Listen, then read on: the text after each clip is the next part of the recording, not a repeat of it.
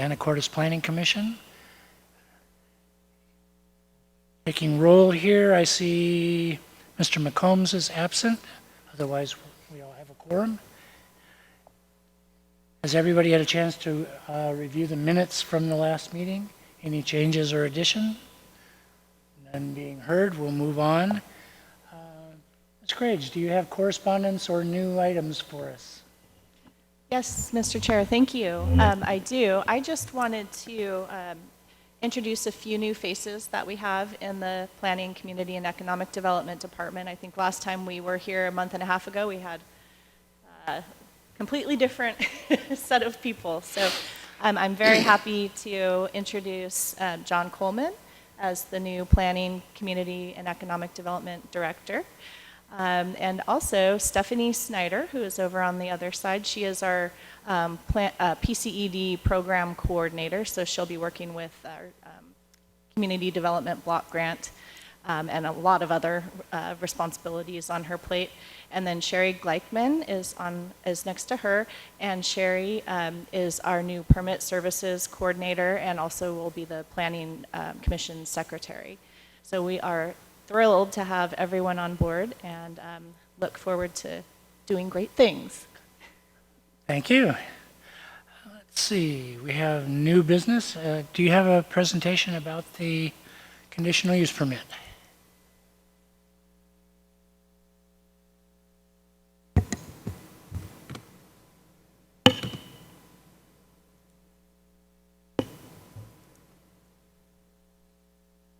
Okay. Welcome back, everybody. Nice to see you again. Today, I am presenting the land use application CUP 2023-0001, which is a conditional use application for a bed and breakfast. For those of you who are new, for the public, my name is Grace Pollard. I am the senior planner here and processed this application. We do have the applicant here who, after the end of my presentation, will come up and he would like to present an alternative to a condition, so do expect the applicant to come and join us at the podium. So everything in this presentation is just a summary of what was in the staff report, what was in your packet agenda, and I'm happy to answer any questions you have along the way. What we have is some application summary information here. The property is located in Old Town, OT zone of Anacortes, 1303 5th Street. The property does not have any proposed major building permit proposals for this. They did already receive an internal remodel permit, but nothing with their request for a bed and breakfast requires any expansion to the existing footprint or any new buildings. Everything is being worked within the existing structure itself.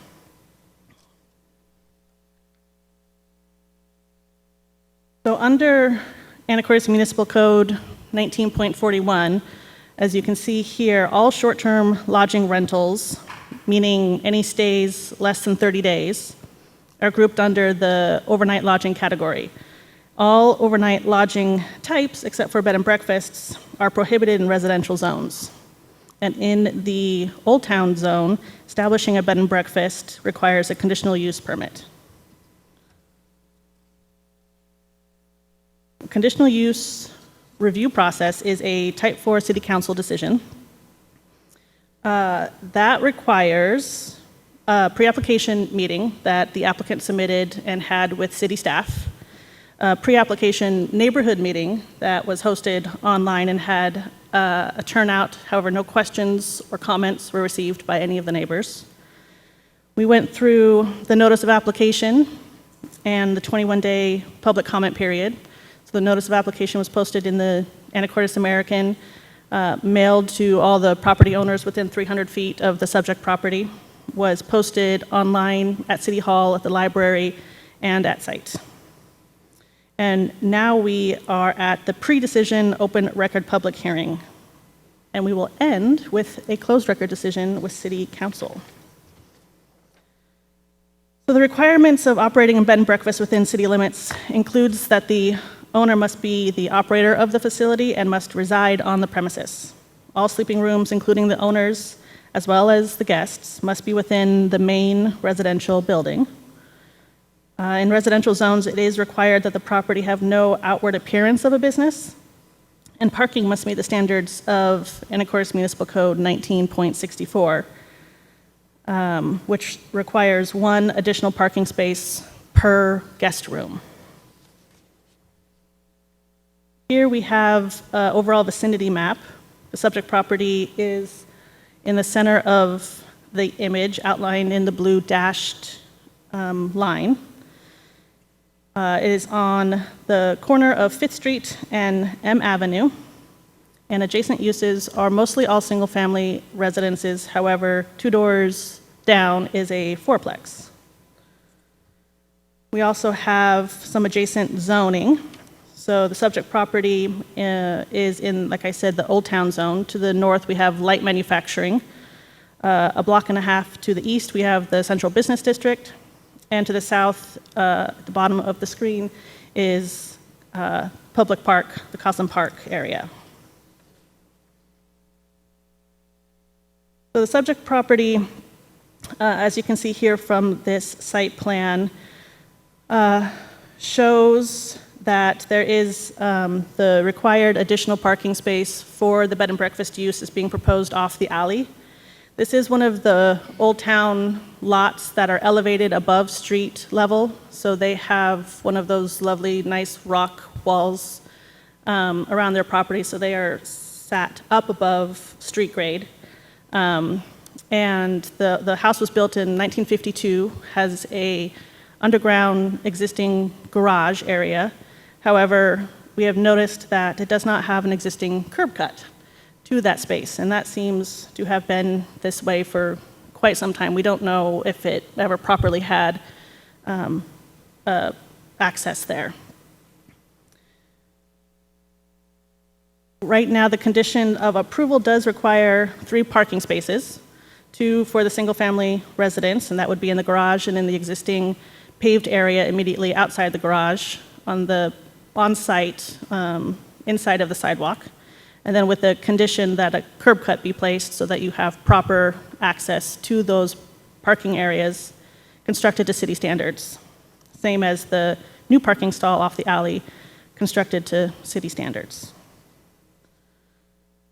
To grant a conditional use permit, the decision maker must find that the use would be consistent with the conditional use permit criteria based on the application, the findings of fact, and conclusions of the staff report, which again, I'm happy to go over in more detail if you'd like.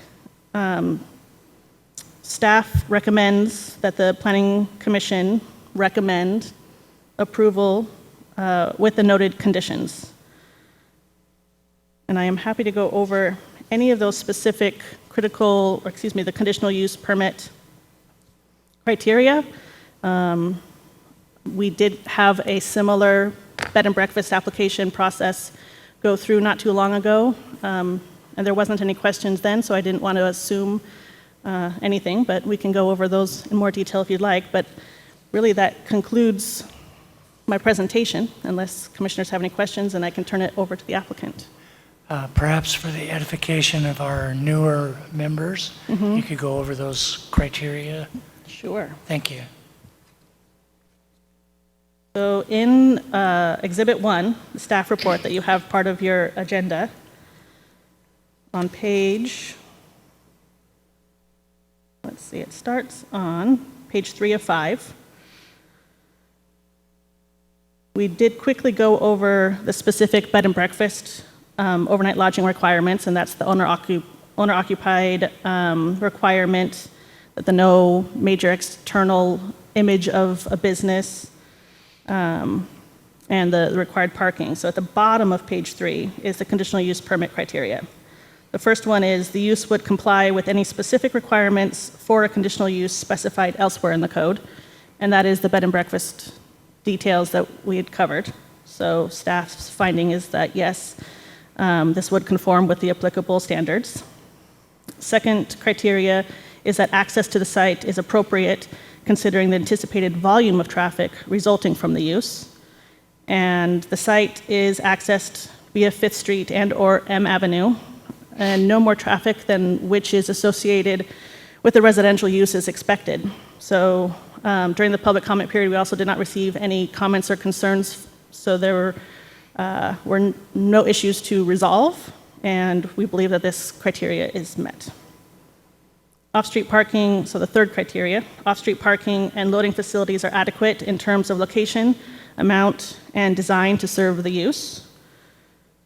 And we show here in this site plan that we believe that the minimum parking requirements can be met, and there are no loading facility requirements for residential properties or for bed and breakfasts. The fourth criteria, the amount and location of open space and the provisions of screening is such that buffering of incompatible uses is achieved. And per Anacortes Municipal Code definitions, bed and breakfast is a single-family residential unit, which provides transient lodging. And there was a full excerpt of that code in your packet as Exhibit 3.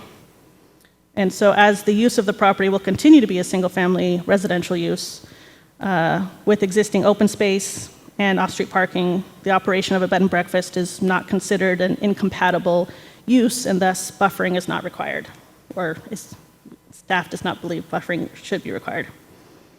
The location, criteria number 5, the location and intensity of outdoor lighting is such that it does not cast light on adjacent, adjoining, or neighboring properties.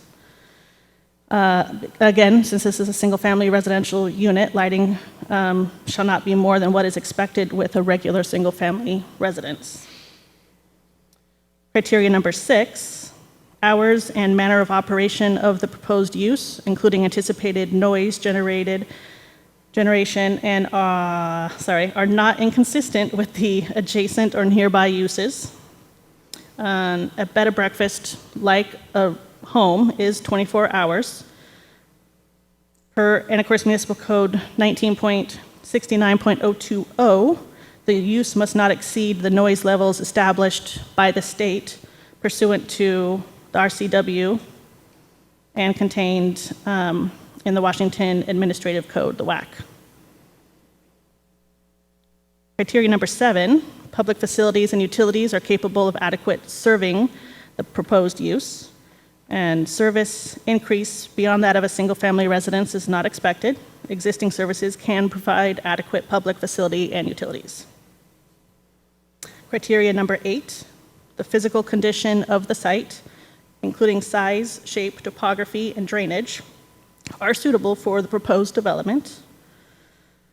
No major changes to the site are needed or proposed beyond the interior remodel that they've already been permitted and the addition of one parking space off the alley.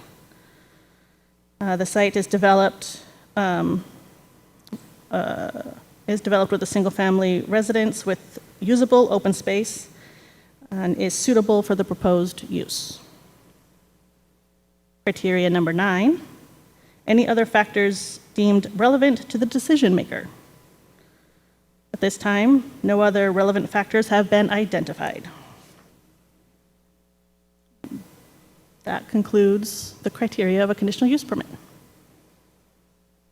Thank you. And if you don't have any questions, I can hand the podium over to the applicant. Thank you. Okay, thank you.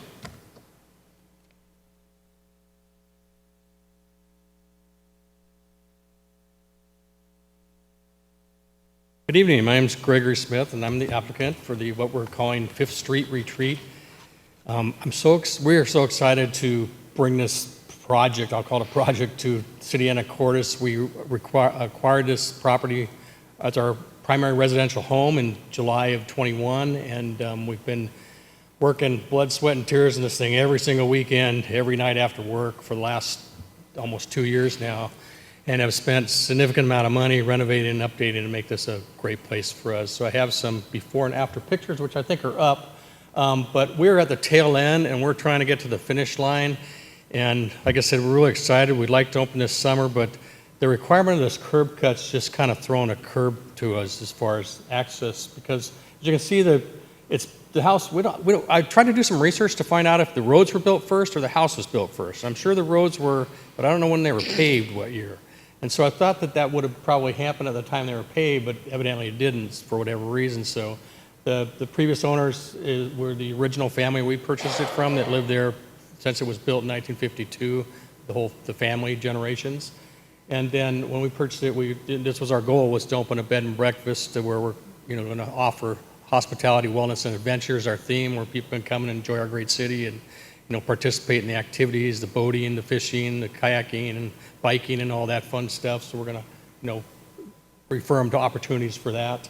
But I have one bid for $12,000 and another one for about $11,500 to do this curb cut, and we've literally exhausted our resources for this, so that's going to put a little roadblock in getting to the finish line. But we question the need for it, because we currently have ramps that we put out to go up that curb to drive into the driveway when we go in there, but we prefer to park on the street, as do our neighbors, because we get a lot of traffic down 5th Street from Trident. We get the semis come down our street.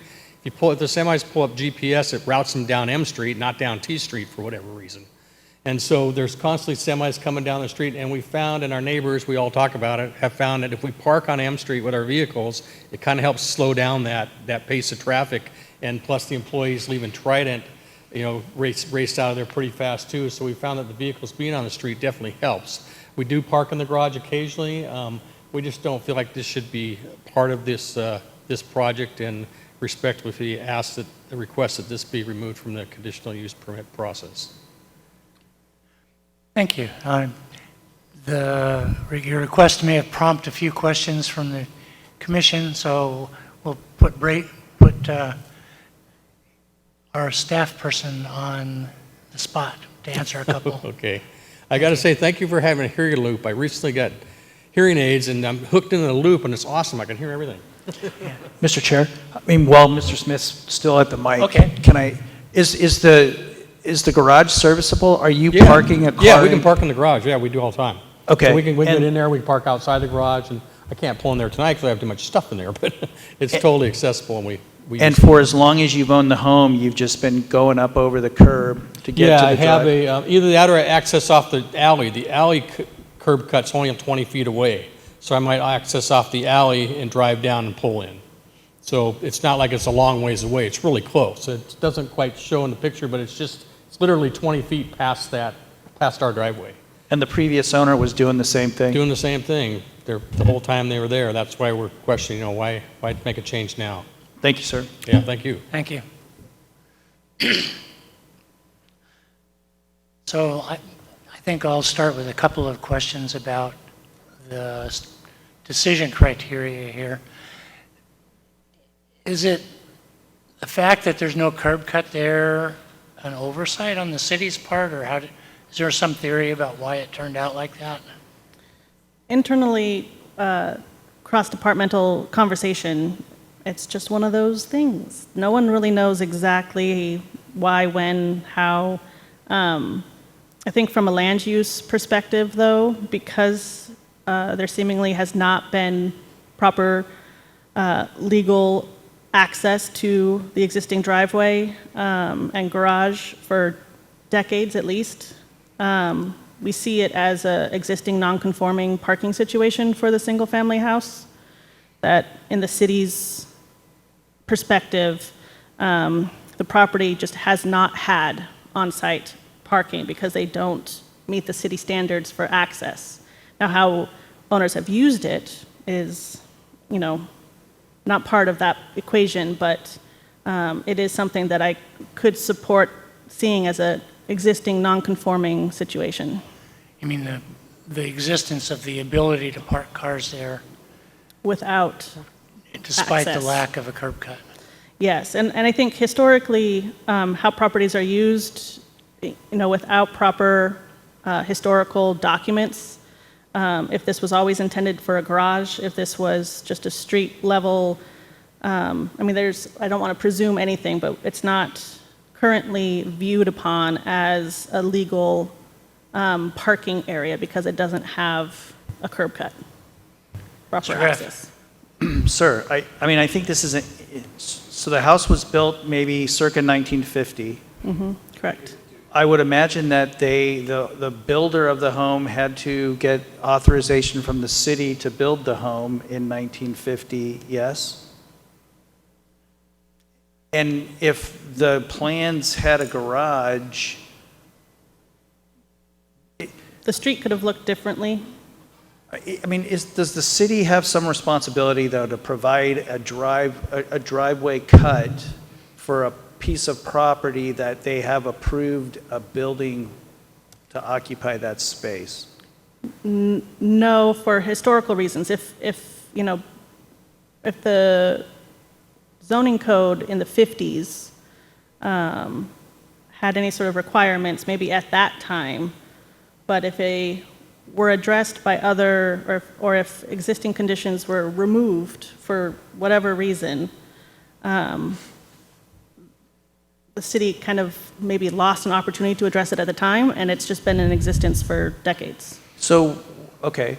So when you were saying that you believe this is nonconformity as far as, in the city's view, that perhaps this is not a authorized parking garage situation for this particular lot, I mean, since 1950, has the city made any attempt to notify the previous owner or the current owner that, hey, if you're going to use that as a garage, then you need to put a driveway cut there and make it acceptable to the city's expectation? I could find no such record, no. Okay. So I think there's a corollary to that question then. If this is basically grandfathered in as an existing use as a driveway without the curb cut, then does that not meet the requirements for providing two off-site parking spaces there? From our engineering, from our city attorney or city engineer's perspective, there is a paved area outside of a garage door, but there is not a driveway. The driveway needed to connect to the street per standards. And we don't have that current condition. So it is a non-conforming situation. In today's standards, but In today's back in standards. 1950, 1960, 1970, it was acceptable. Not necessarily. I don't know if you have more history. I think I'm trying to lead the conversation to maybe suggest an accommodation that we can make to, is this the only property in Old Town that has this same situation, or are they unique to the entire? I did not do that research. Okay. Dr. Martin? So am I correct in assuming that if these applicants didn't apply to have a bed and breakfast, all would be well? They could use their garage how they want to use their garage. Is that true?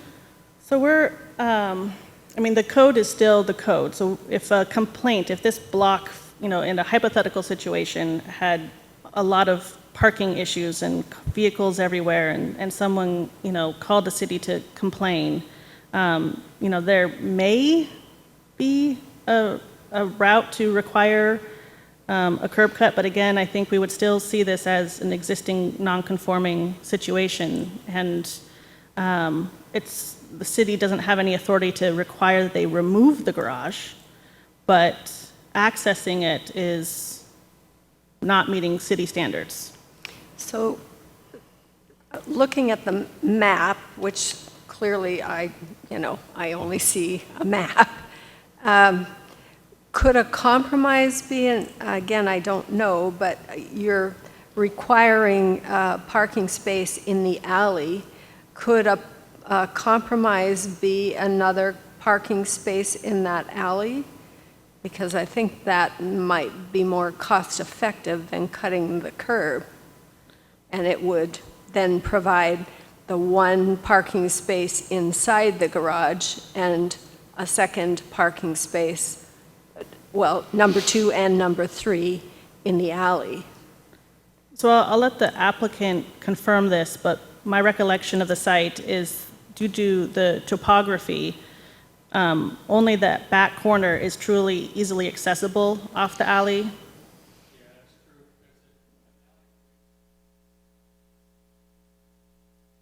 The alley goes up as you go in the back, so it goes up, and so that where that excuse me, where the access is for the one space, I couldn't really do another one without having to modify the alley entrance or something, or create some sort of ramp. Plus that rockery that goes around the whole site goes back and around the alley as well, so I'd have to take out a section that.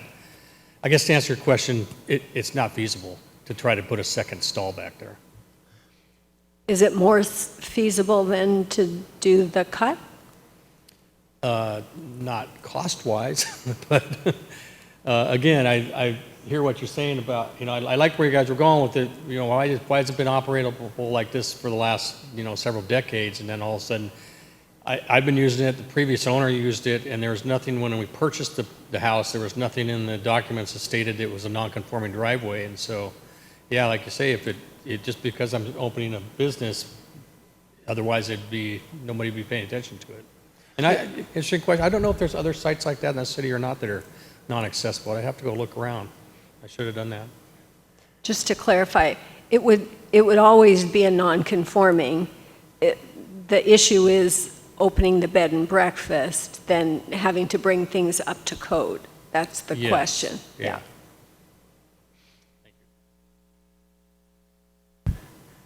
So the other question that I had has to do with the actual ordinance around parking, and how cast in stone is that when it comes to determining how many parking spots are available for the bed and breakfast and for the residents? There was Are there- not a departure from that. Okay, so that's hard and fast rule of providing the 3 spots? Providing one space per bed and breakfast guest room. The 2 spaces for the single-family residence is what we would consider being the non-conforming part. So if I could suggest that we look at it, that staff could support not requiring a curb cut because of the existing non-conforming situation, but that also means that the city cannot permit rolling over the curb across the sidewalk in the public right-of-way to access the garage. They would continue to park on the street and use until the time comes where they may choose otherwise to, put in a curb cut. But the one parking space off the alley is a more hard condition because that is for the new use being proposed. So is that, I guess from your perspective, is that a fair compromise then, that you're just parking on the street? Yeah, we park on the street now, so Okay. that's what we prefer to do, just to keep the traffic flow that happens on the street. It helps, like I said, just slows it down. So I think what's important here is staff recommendation, right? We're going to make a recommendation to City Council with regards to the curb cut. It was hard for me to hear what you said, but could you clarify that? I believe you said staff could support the eliminating the need for the curb cut, but requiring the back alley spot for the guest. And if we agreed to that as a planning commission, make that recommendation to City Council for their consideration. Is that what I heard you say? That with the understanding that not having a curb cut does not permit vehicular access to the garage until there is a curb cut. So they would continue to park on the street until the time in which they may choose to put in a curb cut to access that garage. Mr. Turetsky? Let me understand this. Currently, you lay some 12-foot 2x4s or 2x6s against that curb to make it an easier access. Is that That's one way, but I bought some nice rubber ones that lay in there perfect that are meant for it. that's how you're doing it now? Yeah. Okay. And based on the comment you just made, are you saying that's not okay? That the city is not going to allow Correct. the property owner to access their driveway, like they've been doing for 30 years. We're actually going to ban that, or we're Well, going it to tell? already is. So engineering standards require proper curb cut across the board for accessing off of a city street to a parking area. So nothing has changed. They've been doing something a certain way, but the city has never permitted or allowed that use. And so nothing there would change.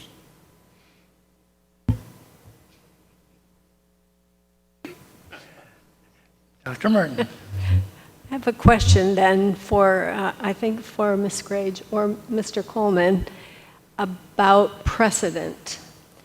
Let's say that the Planning Commission recommends to the City Council that we say, just let this be.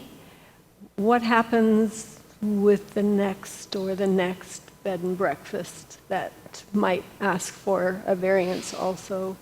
Is there a precedent that we should be thinking about? I mean, I can, go ahead.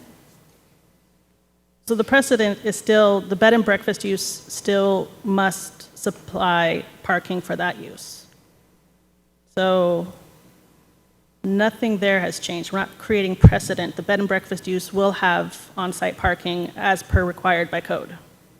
The historical residential house has a non-conforming parking situation. So that wouldn't change either.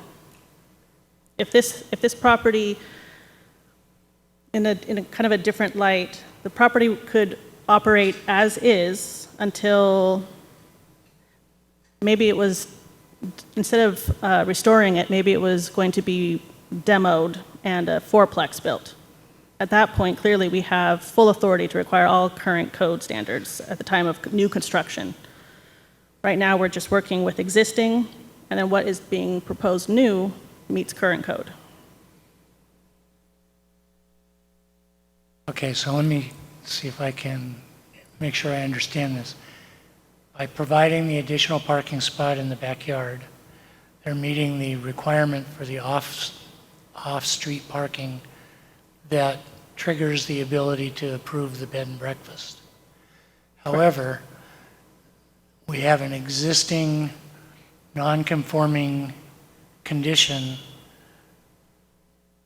that precludes the use of that driveway on an official basis. For example, if you sold the house, you couldn't claim that it had a garage and a driveway because it doesn't have a curb cut to use it. But it doesn't prevent approving the bed and breakfast. Did I understand that correctly? That is correct, yes. Okay. Any other questions from the commissioners?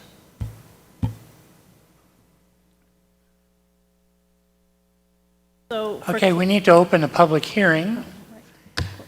Do we have anyone in the audience with a comment here? Or do we have anyone online with a comment? There's no one online. None being heard, we will close the public hearing. Is there any further discussion with the planning commissioners? if we could focus on the conditions that were in the staff report and make sure that we're making the proper edits as you would like them to be seen as they move forward. Recommendations are in section E. Could you put those up on the screen by any chance? No, I don't think I can. I don't print out the whole package to bring. I read it and then figure that I'll see it here.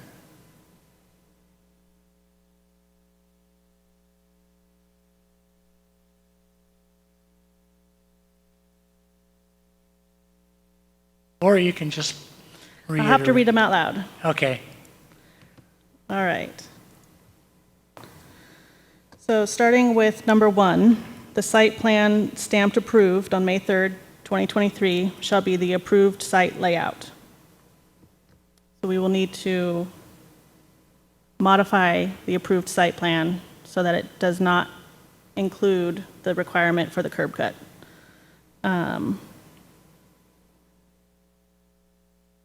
The language on that, I'm not quite exactly sure what that should look like, but it's not a problem moving forward, just getting the language in today.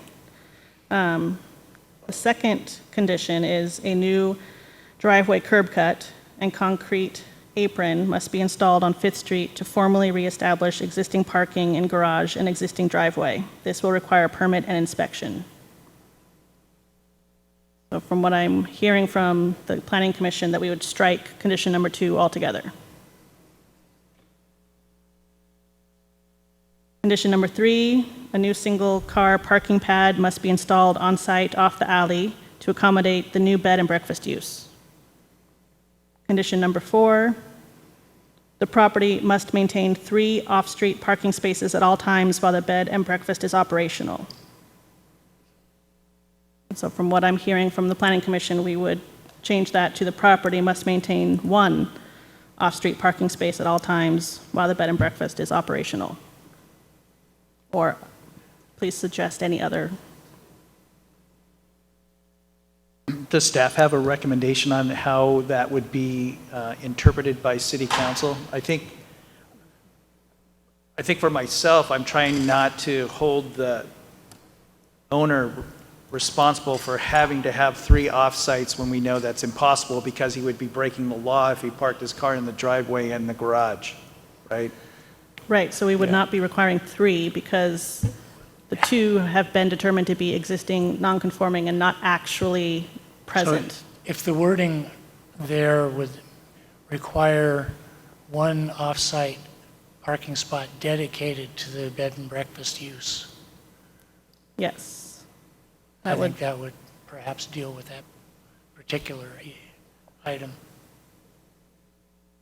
Question, is the existing garage not, I don't say illegal, I guess legal, not legal because you can't reach it except by jumping the curb? Correct. So it, We couldn't count it as one of the spaces. correct. There was a 5th, No, the 5th condition, the applicant must obtain a City of Anacortes business license prior to operating the bed and breakfast use. so were we to proceed as we're kind of leaning, we would recommend a revised site plan, remove number 2 requirement, and in recognition of the historical problem we have here. Number 4 would be reworded to require 1 off-site parking spot dedicated to the bed and breakfast. I mean, presumably the spirit of this regulation is that a bed and breakfast doesn't produce additional burden on the existing parking in that area or in the street. So you have to have that car parked off the street where it doesn't interfere with other uses. I'm not quite sure if I followed. So if I had a bed and breakfast, I can't use the street to park and I have to provide a spot on my lot to park that car. The intent is to use the parking space. Okay. So if number 5 or number 4 says 1 spot is required to be dedicated to the bed and breakfast. Okay.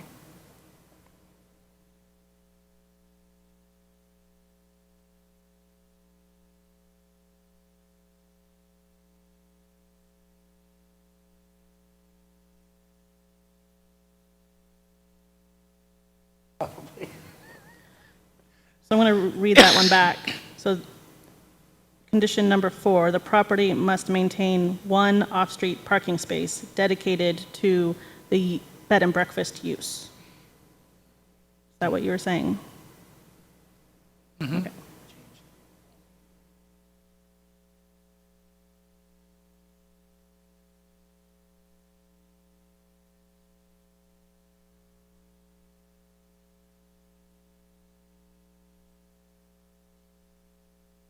Any further questions? Should this issue have come up when they were getting the permits for the remodel? I mean, was there any requirement that without a curb cut there, the use of that garage was improper? I did not see any reference to that in the permit file. Should it have been there? Should have some comment been made or requirement back then? Not necessarily. I mean, in my professional experience, we have, gray areas in code where just because you have an overhead door doesn't mean that the city is permitting you vehicular access. So the previous permit application would probably just approve the proposal unless the applicant, expanded on that. Thank you.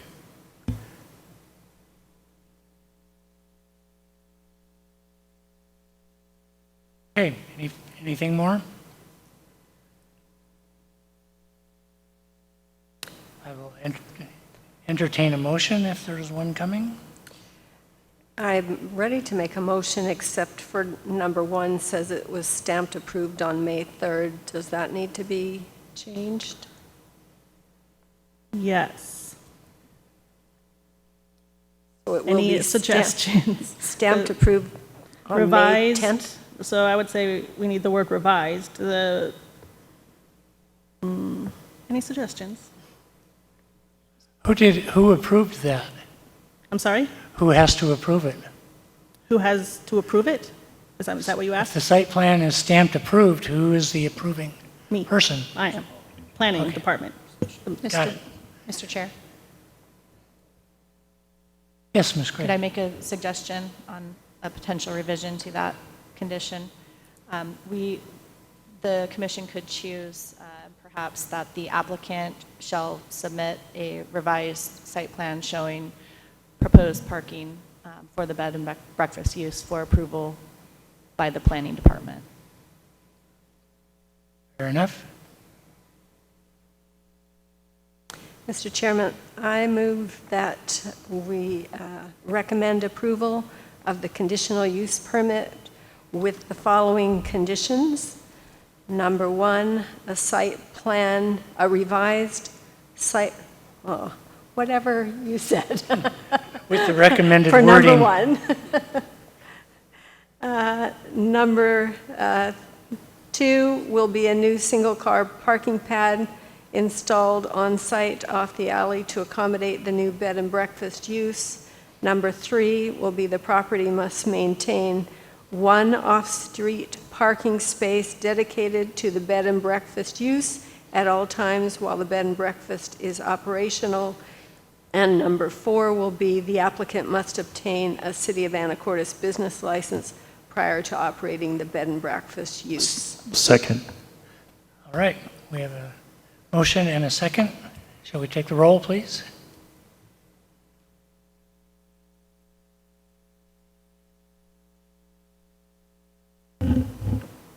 Commissioner Graff, Yes. Commissioner McKenzie, Yes. Commissioner Stoneman, Yes. Commissioner Jareski, Yes. Commissioner Martin. Thank you. Motion carries. Thank you.